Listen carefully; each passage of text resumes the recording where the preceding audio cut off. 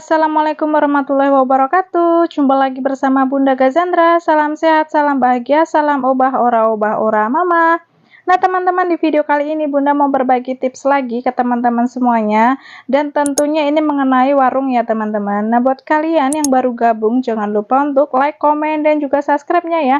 Jangan lupa juga tekan tombol loncengnya. Dan di video kali ini Bunda mau berbagi tips ke teman-teman semuanya, gimana caranya melengkapi dagangan agar tetap komplit dengan modal yang minim atau modal yang seadanya. Nah buat kalian yang penasaran, jangan lupa tonton sampai selesai videonya, karena yang namanya kita berdagang itu ya kita harus terus belajar ya teman-teman. Jangan pernah lelah untuk belajar mengenai perwarungan, mengenai intinya gimana caranya warung kita tuh bisa terus berkembang gitu ya. Dan untuk cara mengembangkan warung itu seperti apa, itu setiap orang pasti punya caranya sendiri-sendiri ya teman-teman, dan pasti ada banyak cara untuk gimana caranya kita mengembangkan warung kita, mengembangkan usaha kita, dan bisa bertahan hingga dengan waktu yang panjang gitu ya teman-teman. Nah di sini Bunda mau kembali ke topik yang tadi, gimana cara melengkapi dagangan agar supaya tetap komplit walaupun modal kita tuh minim. Nah di sini tuh Bunda target ya teman-teman, jadi main target aja gitu, karena kebetulan kan Bunda nggak ada kerja sama dengan sales kecuali sales es krim ya teman-teman. Jadi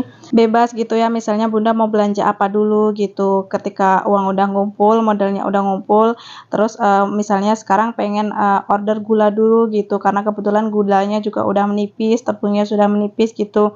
Oh hari ini untuk order ini dulu deh gitu, dan besok misalnya udah ngumpul lagi, oh besok buat order beras deh, buat order telur kayak gitu. Jadi bebas gitu ya teman-teman, jadi tinggal kita yang mengatur gimana caranya kita mau belanja terus supaya warung kita tetap komplit. Nah kalau misalnya di sales gitu ya, Bunda tuh belum bisa ikut sales karena memang warungnya masih kecil, terus modalnya kan kadang omset naik turun gitu ya teman-teman. Jadi mengukur kemampuan dari hasil warung aja gitu, misalnya hasilnya 1 juta per hari atau 1 juta lebih per hari. Nah itu misalnya digabungin sama pendapatan besok, kan jadinya pendapatan 2 hari. Nah itu untuk pengeluaran, misalnya nanti untuk belanja kayak galon mineral, atau mungkin nanti ada orderan beras atau apa, itu juga udah lumayan untuk pengeluarannya. Apalagi sekarang harga gula lagi tinggi ya teman-teman. Nah ini Bunda tuh habis belanja gula ya, karena kebetulan gulanya itu udah menipis di warung. Jadi kalau misalnya tinggal 5 kilo gitu di warung, Bunda tuh udah prepare untuk order lagi gitu ya, karena nggak boleh sampai habis kalau untuk gula gitu. Nah ini per karungnya itu 50 kilo ya teman-teman, cuman Bunda tuh biasanya memang beli yang udah di packing seperti ini, di packing setengah kiloan ya teman-teman, karena dia lebih praktis gitu. Karena kalau misalnya kita belanja yang masih karungan gitu, masih harus bungkusin lagi gitu. Kalau yang udah begini kan udah praktis, tinggal nata aja gitu. Dan kalau ngomongin kelengkapan ya, di sini Bunda contohin gula aja gitu ya teman-teman. Nah untuk gula ini kan Bunda itu nyediain ada yang seperempatan, ada yang setengah kiloan, terus ada yang 1 kiloan.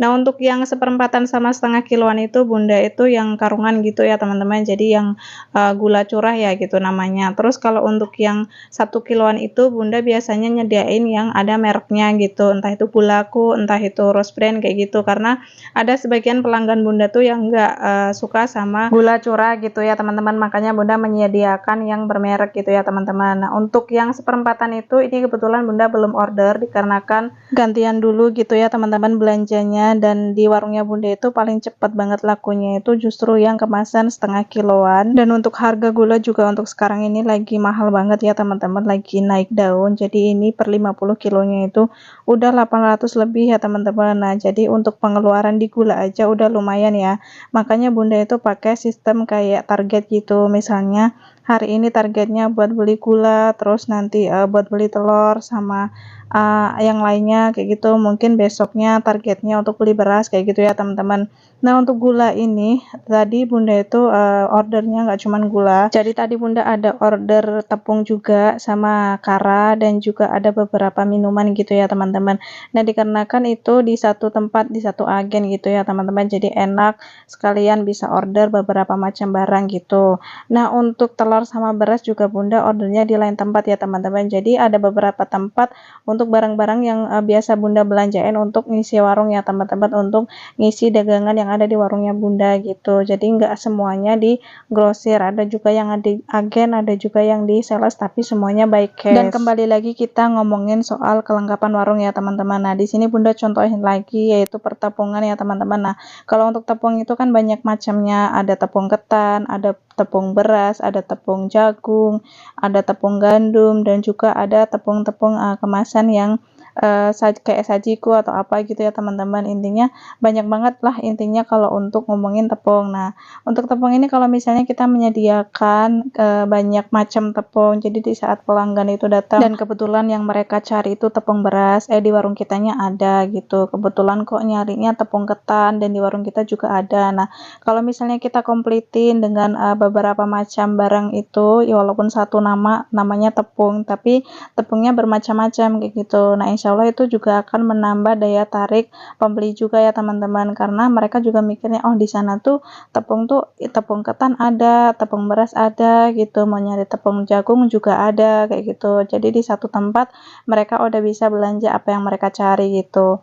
Nah di sini juga kalian bisa lihat ada peremian ya di depannya, di rak itu di depannya bunda, di situ ada beberapa mie. Nah kalau untuk ngomongin mie itu juga pasti banyak banget merek mie yang lainnya, cuman bunda di sini hanya belanja yang paling laku aja. Nah untuk yang paling laku itu di situ ada kayak bihun beras, ada mie dara, mie eko, dan mie telur kayak gitu ya teman-teman. Nah tapi kalau untuk yang laku tapi dia itu enggak yang laku keras banget, itu bunda tetap ambil karena memang masih ada pembelinya walaupun enggak banyak. Itu biasanya bunda juga ambilnya enggak banyak ya, mungkin sekitar 5 piece 10 piece paling banyak kayak gitu. Yang penting nanti habis baru belanja lagi. Nah untuk beras dan telur ini kebetulan bunda itu belanjanya di satu tempat ya teman-teman, jadi mau berapapun bunda belanjanya itu mereka tetap mau nganter. Misalnya bunda hari ini mungkin telur dulu gitu ordernya, itu juga langsung diantar tanpa intinya minimal belanja harus berapa kayak gitu. Terus beras pun sama, jadi berapapun yang bunda orderin tuh mereka mau antar ke warungnya bunda. Jadi ada beberapa yang bunda tuh enak tinggal WA aja terus nanti barang datang, nggak perlu bunda harus berangkat sendiri gitu ya teman-teman. Jadi kalau misalnya udah bisa kerja sama dengan agen ataupun grosir yang bisa antar belanjaan langsung ke rumah, itu alhamdulillah ya teman-teman, jadi mempermudah kita gitu, karena kita tinggal tunggu di rumah nanti barang datang gitu ya teman-teman. Dan di sini tadi bunda juga ada beli beberapa bumbu, ini juga mau bunda restokin ya. Untuk bumbu-bumbu sendiri juga di sini bunda komplitin karena kalau namanya kita masak itu pastikan bumbu dapur banyak ya. Jadi ada lada, ada tumbar, ada kunyit kayak gitu, terus ada beberapa penyedap rasa kayak gitu ya teman-teman. Nah di sini seperti racik gitu ya. Kalau racik itu kan kalau misalnya kita mau menyediakan itu banyak banget ya, cuman di sini bunda cuman ada racik ikan, ada racik ayam, nasi goreng, terus bumbu sop sama bumbu tumis kayak gitu, bumbu lodeh gitu. Intinya yang bener-bener pasti laku dan pasti dicari sama orang gitu, karena kalau misalnya mau nurutin memang itu kalau mau dilengkapin bisa lengkap banget, tapi belanjanya tetap menyesuaikan barang-barang yang benar-benar laku di warungnya kita gitu ya teman-teman. Jadi kalau misalnya belanja tuh nggak asal belanja gitu, nggak asal beli dagangan kayak gitu ya teman-teman. Jadi pastikan barangnya itu bakalan laku di warungnya kita. Dan untuk sekarang bunda kalau belanja tuh bisa satu minggu tuh bisa 4 kali 3 kali gitu ya teman-teman, dikarenakan yaitu tadi intinya kalau misalnya barang udah menipis sudah habis ya udahlah, daripada nunggu-nunggu ya udah buat belanja aja kayak gitu ya, karena kita kan mengelola keuangan warung itu yang benar-benar modal minim, jadi dapat uang buat belanja lagi, dapat uang buat belanja lagi gitu. Nah apalagi kalau misalnya udah saatnya belanja rokok gitu ya teman-teman, karena harga rokok itu kan ya tahu sendiri ya teman-teman, rokok udah pada naik, pada mahal dengan keuntungan yang gak seberapa, dan itu barangnya sedikit tapi duitnya banyak gitu ya kalau misalnya kita belanja rokok. Nah untuk rokok itu biasanya bunda gabungin dari pendapatan yang kemarin sama pendapatan hari ini gitu ya untuk belanja rokok teman-teman. Nah biasanya kalau misalnya bunda belanja rokok itu bunda barengin sama belanja jajanan anak gitu ya teman-teman. Jadi karena rokok itu kan udah banyak pengeluaran ya, pasti udah gede pengeluaran untuk di rokok aja. Dan biasanya tuh bunda gabungin sama belanja jajanan anak kayak gitu, karena kalau jajanan anak itu kan misalnya uang 1 juta itu udah dapat banyak banget gitu ya kalau untuk jajanan aja. Makanya bunda tuh sistemnya kayak gitu. Jadi kalau untuk rokok nanti barenginnya sama jajanan anak gitu yang nggak terlalu besar pengeluarannya. Terus kalau misalnya beras biasanya barengin sama telur gitu, karena itu juga kebetulan di satu tempat juga. Untuk rokok sama jajanan anak itu di satu tempat, yaitu di grosir biasanya bunda belanjanya. Terus kalau untuk telur sama beras itu juga di satu tempat ya teman-teman, jadi di agen kayak gitu ya, di agen telur sama beras. Dan juga tadi sama kayak gula, tepung gitu, perminuman gitu ataupun galon itu pun di satu tempat. Jadi bunda tuh bagi ya gitu, misalnya hari ini targetnya belanja di grosir, terus besok belanja di agen, ataupun besoknya lusanya belanja di agen yang satunya lagi kayak gitu. Jadi benar-benar kita tuh harus tahu dengan ketersediaan barang di warungnya kita gitu. Jangan sampai misalnya ternyata ini gula udah mau habis tapi kita malah belanja yang lain dulu gitu, jadi mendahulukan yang lain.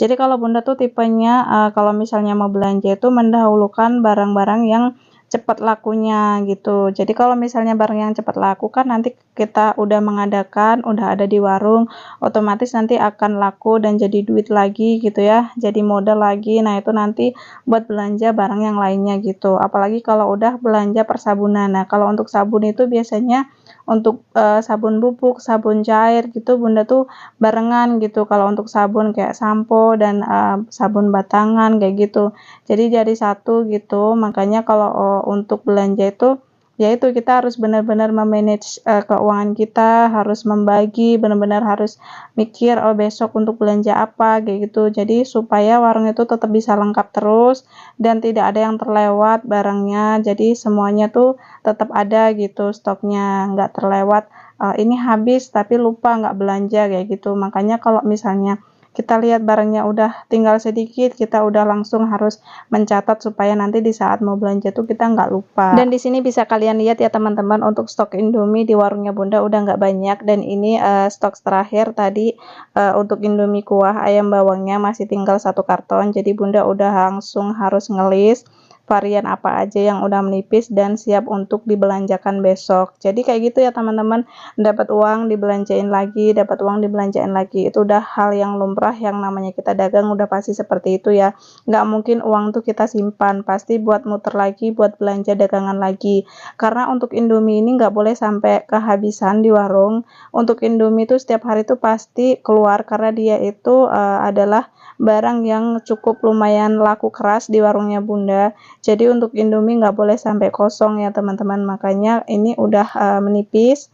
Kalau misalnya di warungnya bunda tuh udah tinggal 1 karton gitu stoknya, itu bunda udah bilang stoknya tuh menipis, karena ini adalah barang yang terlaris juga di warungnya bunda. Nah jadi begitulah ya teman-teman cara bunda melengkapi warung supaya warung bunda tuh tetap lengkap dan tetap terkondisikan untuk kesediaan barang-barangnya walaupun modalnya minim, dikarenakan ya nggak bisa juga kita paksain modal kita sedikit tapi mau belanja banyak. Jadi walaupun modalnya minim tapi kita berusaha untuk barang di warungnya kita tuh lengkap, walaupun belanjanya itu ya nggak bisa banyak, mungkin dibagi sedikit-sedikit gitu, tapi tetap bisa ngomplitin dagangan yang ada di warungnya kita gitu. Nggak perlu khawatir walaupun modalnya minim, tapi yang penting gimana caranya kita untuk mengelola keuangan kita, membagi uang modal kita itu untuk dibelanjakan lagi gitu ya teman-teman. Jadi kembali ke diri kita, gimana kita mengelola keuangan warungnya kita ya teman-teman ya. Tapi di sini bunda cuman sekedar berbagi ke teman-teman.